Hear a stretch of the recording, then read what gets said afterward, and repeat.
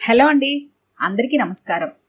ఈరోజు మనం doctor V వాణీప్రసాద్ గారు రచించిన మమతల మలుపు అనే ఓ చక్కటి కథను విందాం. ఇక కథలోకి వెళ్దాం. పార్వతమ్మ దూరంలో ఉన్న కొడుకు కోడళ్లను, కూతుళ్ళు అల్లులను పిలిపించింది. ఆమె ఆరోగ్యం గురించి అందరికీ తెలుసు కాబట్టి ఏం ముంచుకొచ్చిందో అనే భయంతో అందరూ పరిగెత్తుకుంటూ వచ్చేశారు. ఏ మరణశయ్యపైన ఉందనుకున్న పార్వతమ్మ పెద్ద ముత్తైదుతనాన్ని మరింతగా పెంచుకుంటూ అందర్నీ ఆప్యాయంగా పలకరించి ఆహ్వానిస్తుంటే ఆశ్చర్యపోయినా హమ్మయ్య అనుకున్నారు. ఇంతకీ ఎందుకు పిలిపించినట్టు? అందరిలోనూ అదే ప్రశ్న. ఒక్కో సమయంలో ఒక్కో రకంగా అందరూ ఆ ప్రశ్నని అడిగేశారు.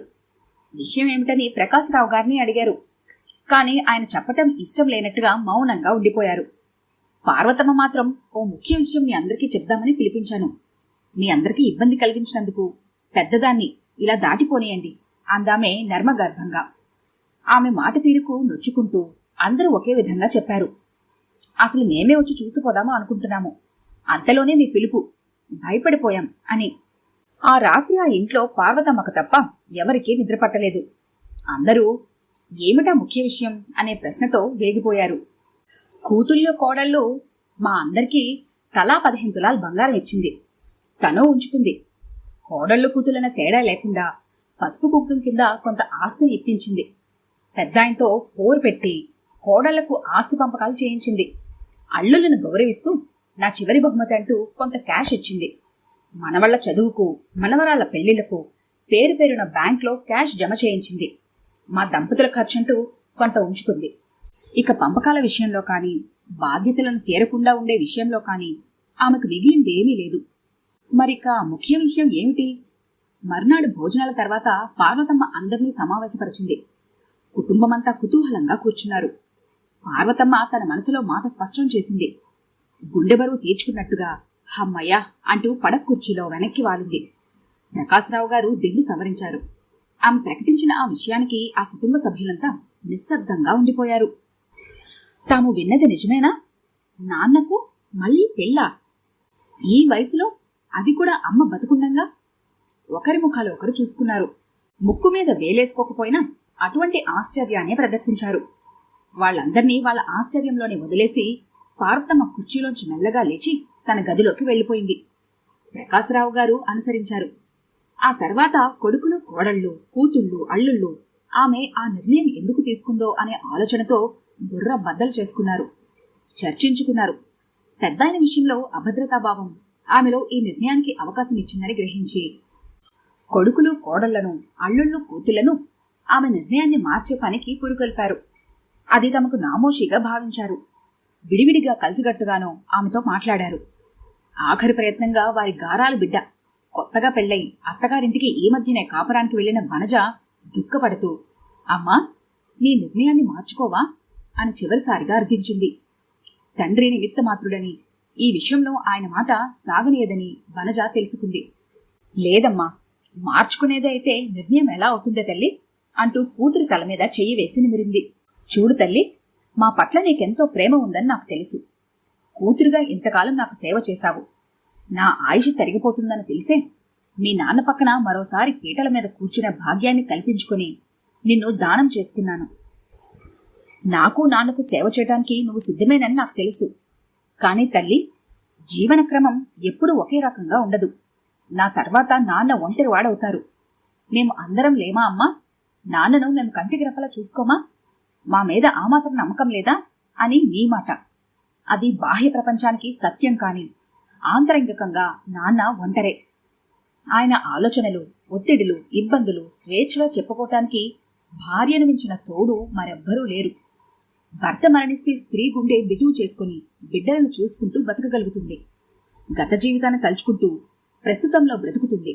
కాని పురుషుడు పైకి గంభీరుడు, నీడనివ్వగల ధీమంతుడు.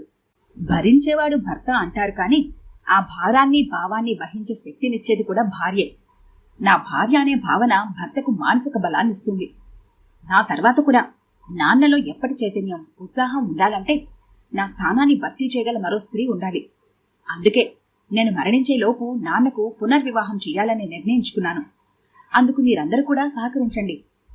పార్వతమ్మ కంఠం బలహీనంగా ఉన్నప్పటికీ దృఢంగా ఉంది. పార్వతమ్మ కోసం బత్తాయి రసం తీస్తూ ఆమె నిర్ణయాన్ని ముందే తెలిసిన ప్రకాశరావు గారు భార్య కోరికని కాదనలేని స్థితిలో బందీ అయ్యారు. తనతో జీవితం పంచుకున్న నాటి నుంచి నేటి వరకు తన ఇంటికి దీపమే వెలిగింది. కుటుంబానికంతటికీ తల్లో నాలికలా మెదిలింది. మొదట్లో ఆమె ప్రవేశాన్ని తన తల్లి తండ్రి కుటుంబం అంతా నిరాకరించినా బాధించినా ఓర్పుగా తట్టుకుని అందర్నీ మెప్పించింది. తన గుండెల్లో గుడి కట్టుకుని కొలువుంది. ఈ దశలో ఆమె కోరికని వ్యతిరేకిస్తూ ఎంత పోరాడారు. తన నుంచి విధి ఆమెను దూరం చేస్తుంటే తన పదవిని యోగ్యురాలైన స్త్రీకి కట్టబెట్టి గద్ద దిగే మహాసామ్రాజ్ఞలా నిష్క్రమించటానికి సిద్ధపడుతున్న ఆమె చివరి కోరికను తీర్చటం విద్యుక్త ధర్మంగా భావించారు. తన జీవితం, మనసు, ఆశ అన్ని తనవి కావు. సర్వం ఆమె సర్వస్వంగా వ్యాప్తమైంది తనలో. ఆమె కోరికలో కూడా తన క్షేమమే అన్న ఆకాంక్ష స్పష్టమవుతుంటే వృత్తురుడయ్యారు ప్రకాశరావు గారు. సన్నిహితుల్ని, స్నేహితుల్ని, బంధువర్గాన్ని ఈ విషయం ఆశ్చర్యంలో ఉంచివేసింది. 6 నెలల క్రితమే మ్యారేజ్ డే అనే వేడుకను పిల్లలందరూ కలిసి చేశారు. ఆది దంపతులా ఉన్నారని మెచ్చుకున్నాం. ఇంతలోనే ఆమెకింత ముంచుకొచ్చేస్తుందని ఎవరమైనా ఊహించామా? అయినా ఆమెకి ఇదేం కోరిక? హాయిగా పుణ్యస్త్రీగా వెళ్ళిపోక పార్వతమ్మ భర్తను పెళ్లి చేసుకోమంటే మాత్రం ఆ ముసలాయనకు ఉండద్దు బుద్ధి? 80 ఏళ్లకు తిరిగి పెళ్లి చేసుకుంటాడా మనవలు మనవలను ఎత్తుకుని? ఇన్నాళ్ల కాపురంలో ఆవిడకి ఆ మాత్రం నచ్చ చెప్పలేడా? మ్యారేజ్ డే నాడు ఆవిడ మీద ఎన్ని జోక్స్ వేశాడు. ఎంతైనా మగాడు మగాడే. అటు భార్య పాడెక్కితే ఇటు పిల్ల కోసం చూసుకుంటూ ఉంటాడు మగాడు. అయినా ఆ వయసు వాడికి జోడి ఎక్కడ దొరుకుతుంది? ఇలా రకరకాలుగా వ్యాఖ్యానించుకున్నారు. ఒకరో ఇద్దరో పార్వతమ్మ ఆలోచనను సమర్థించారు. పార్వతమ్మ భర్తకు తగిన జోడుని నిర్ణయించటంలో అహర్నిశలు తాపత్రయపడుతున్నది.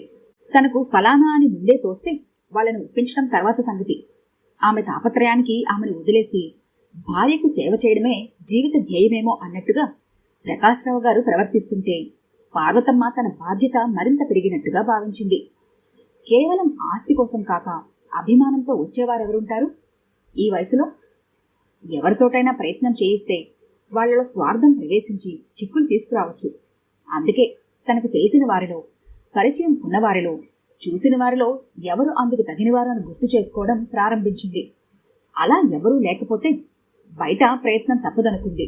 వీరికి ఆమె ఆలోచనల్లో మెరిసింది వరబాల, తన చిన్ననాటి స్నేహితురాలు, సహాధ్యాయి.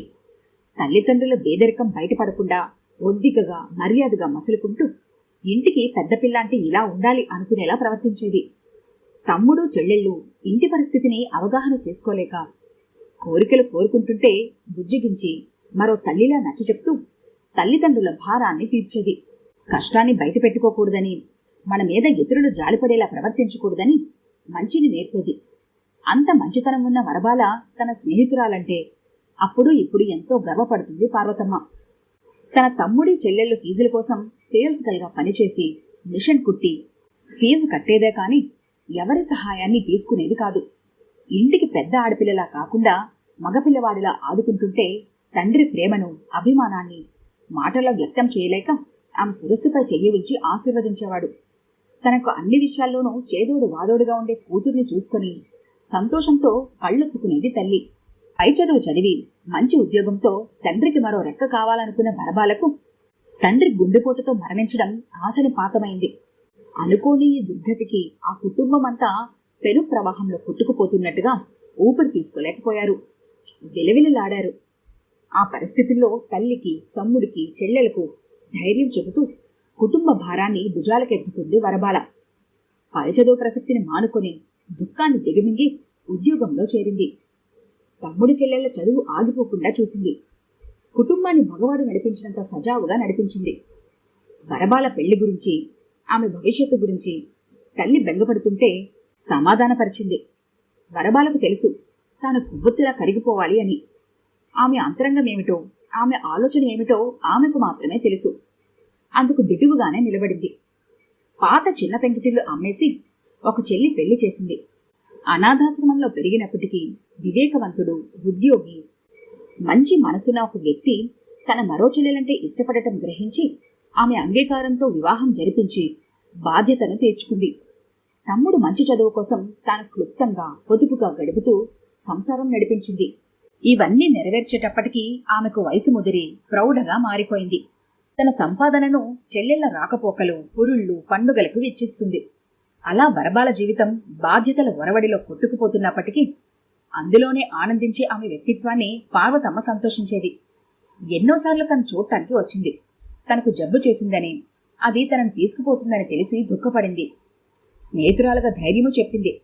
వేదాంత దృష్టిని, విశాల తత్వాన్ని కలిగించింది. ఆ బాల తమ సమస్యకు పరిష్కారాన్నిచ్చే వరాల బాలగా పార్వతమ్మ హృదయంలో మెరిసింది. వరబాల గురించి భర్త ప్రకాశరావుకు కొంత తెలిసినప్పటికీ ఆమె గురించిన పూర్తి వివరం, వ్యక్తిత్వం తెలిపి ఆమె అంగీకరిస్తే ఆమె కాబోయే భార్య అని తెలిపింది. వరబాలను పిలిపించింది పార్వతమ్మ. అంతా వివరంగా చెప్పి, నువ్వే మా వారికి భార్యగా కావాలి అని నిర్ణయించేసింది. వరబాల అంతా నిదానంగా వింది. పార్వతి, చావు పుట్టుకలు మన చేతిలోవి కావు. భార్యాభర్తల్లో ఒకరు ముందు, ఒకరు తర్వాత ఈ ప్రపంచాన్ని విడిచి వెళ్లిపోతూనే ఉంటారు. ఎక్కడో ఇద్దరు ఒకేసారి చనిపోవటం జరుగుతుంది. ఎంతో మంది స్త్రీలు తాము పుణ్యస్త్రీగా పోవాలని వ్రతాలు చేస్తారు. కానీ నీ ఆలోచన మరో రకంగా ఉంది, భిన్నంగా ఉంది. ఎక్కువగా కూడా ఆలోచిస్తున్నావేమో అన్నది. అవునే, నేను ఎక్కువగానే ఆలోచిస్తున్నాను. నీకు తెలియందేముంది? ఆ రోజాయన నా మెళ్ళో ఈ 3 ముళ్ళు ఏ పరిస్థితిలో వేశారో. బ్యాంకు నుంచి కట్నం డబ్బు తెస్తున్న నాన్నకు యాక్సిడెంట్ అయి అక్కడికక్కడ చనిపోతే ఆ డబ్బు పోయి ఆ పెళ్లి కూడా చెడిపోతే, మా వారు నాన్న ఆఫీస్లోనే పనిచేస్తూ మా గురించి అంతా తెలిసిన ఆయన మంచి మనసుతో నా మెళ్ళో తాళి కట్టలేదు. మోడు కావాల్సిన నా బ్రతుకులో బంగారు పూలు పూయించారు. కాళ్ల పారానికి సార్థకత కలిగించారు. పెళ్లినాడు నా నుదుటి కళ్యాణ తిలకానికి అదృష్టం కలిగించారు. అటువంటి నా భర్త భావి జీవితాన్ని గురించి ఆలోచించడం తప్ప అది ఎక్కువ ఆలోచన? చెప్పవే, ఆవేశంగా అడిగింది పార్వతమ్మ. అంతేకాదు బాల, అందుకు నువ్వే తగినదానివి. నన్ను ఈ వ్యధ నుంచి కాపాడువు బేలగా అడిగింది పార్వతమ్మ.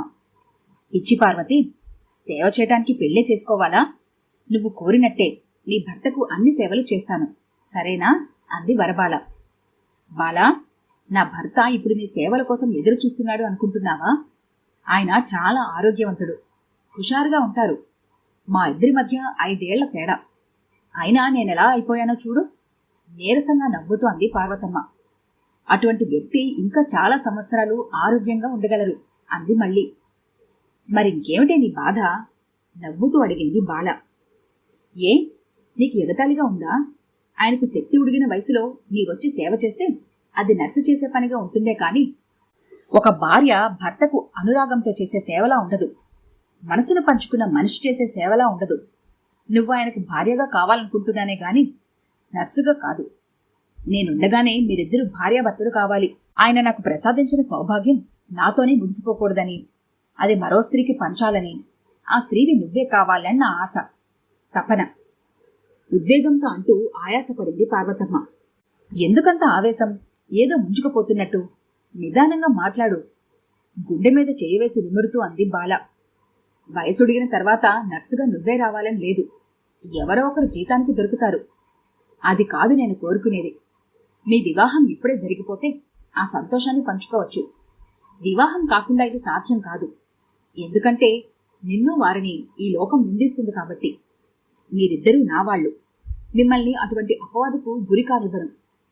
బాలా, నా సంతానం కూడా నోరెత్తటానికి వీల్లేని పరిస్థితి కలుగుతుందని మెల్లగా ఊపిరి పీల్చుకుంటూ అంది పార్వతమ్మ. అవును పార్వతి, నీ పిల్లలు పెద్దవాళ్లు. వాళ్ళు ఈ విషయానికి సహజంగానే వ్యతిరేకంగా ఉంటారు. ఆస్తి కోసమే వచ్చానని కూడా అనుకుంటారు. అందుకే బాలా, ఆస్తి పంపకాలు చేయించేశాను. ఎవరికి ఇవ్వదలుచుకుంది వారికి ఇచ్చేశాను. నా బంగారానికి, నా పేరు మీద ఉన్న ఆస్తికి మళ్ళీ మీ ఇద్దరు వారసులు. నీ పేరును కూడా ప్రత్యేకంగా రాయిస్తాను. నచ్చ చెప్తున్నట్టుగా అంది పార్వతమ్మ. ఆస్తులు బంగారాలు కాదే పార్వతి, నా గురించి నాకెప్పుడు బెంగలేదు. ఒకవేళ నాకే మృత్యువు ముందుగా ముంచుకొస్తే నీ ఆశ నెరవేరదేమోనే. ఛ, అపశకునం మాటలు నువ్వును. నువ్వెప్పుడు సౌభాగ్యవతిగా ఆరోగ్యంగానే ఉంటావు, ఉండాలి కూడా. నీ మంచితనం ఎప్పుడు ఊరికే పోదు బాలా.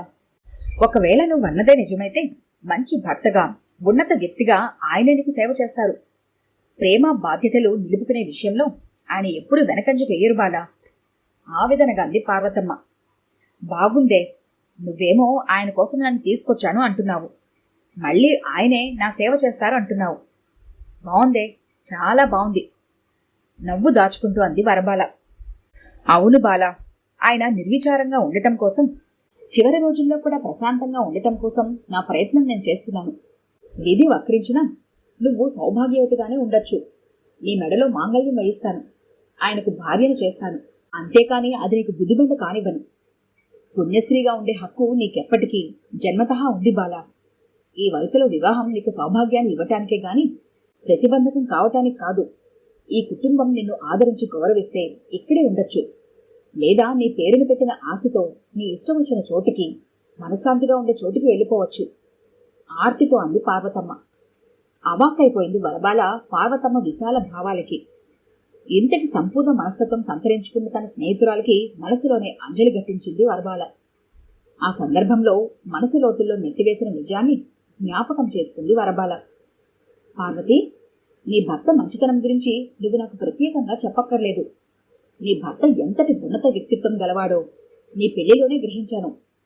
విచిత్రంగా ఆనాడే నా మనసు కూడా అతని పైన లగ్నమైంది. కాని అతను నా ప్రియ స్నేహితురాలు భర్త అన్న వివేకం నాలో కలిగి ఆ భావాన్ని ఒక మూలకు నెట్టివేసింది. నీ స్త్రీతత్వానికి ముత్తైదువునిచ్చే పసుపుగా ప్రకాశరావు గారు నీ స్వచ్ఛమైన హృదయంలో కలిసిపోయి అరుణంగా మారి రాగరంజితం చేస్తూ పారాణిగా వెలుగుతున్నారు. పాపిటి సింధూరంగా నిలుస్తున్నారు. ఆనాడే ఆయన మెరుస్తూ నిన్ను మెరిపిస్తారు అన్న ధైర్యం నాలో కుదురుకుంది. ఆనే సౌభాగ్యాన్ని నాకు భాగ్యంగా ఇస్తానంటే అంతకంటే పెన్నిది ఈ జీవితంలో ఏముంటుంది పార్వతి? కాని నవవధువుగా నీ భర్త పక్కన ఈ వయసులో పెళ్లిపీటలపై కూర్చోలేని పార్వతి. నీ కోరిక ప్రకారం సింపుల్ మ్యారేజ్ ద్వారా నీ భర్త పక్కన భార్యగా తరిస్తాను. పార్వతి వరబాల చేతులు అందుకుని కళ్ళకద్దుకుంది. అభయహస్తాలను వదలను అన్నట్టుగా హృదయం మీదకి చేర్చుకుంది. తృప్తిగా కళ్ళు మూసుకుంది. తన హృదయం మీదున్న బాల చేతుల్ని గట్టిగా పట్టుకుని అలాగే ఉండిపోయింది పార్వతమ్మ. కళ్ళు విప్పి స్నేహితురాలు ఏం మాట్లాడుతుందా అని నిరీక్షిస్తూ అలానే కూర్చుండిపోయింది వరబాల. ఈ కథ కనుక మీకు నచ్చినట్లయితే లైక్ చేయండి, షేర్ చేయండి. మరిన్ని ఇంట్రెస్టింగ్ కథల కోసం మా ఛానల్ని తప్పకుండా సబ్స్క్రైబ్ చేసుకోండి.